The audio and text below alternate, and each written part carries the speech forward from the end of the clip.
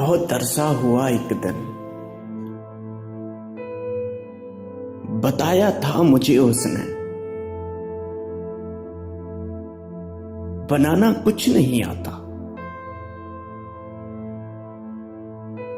अगर मैं कुछ बनाती हूं तो बस चाय बनाती हूं,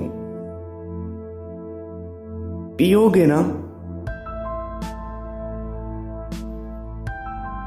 और मैं इस बात पर मुस्कुराता ही रहा था कि बनाना कुछ नहीं आता, बनाती हो तो बस चाय। मुझे चाय से उलझन है, नहीं पीता नहीं पीता। और इस बात को गुजरे जमाने हो गए कितने,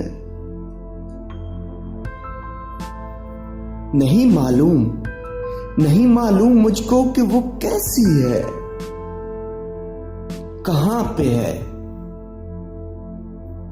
मगर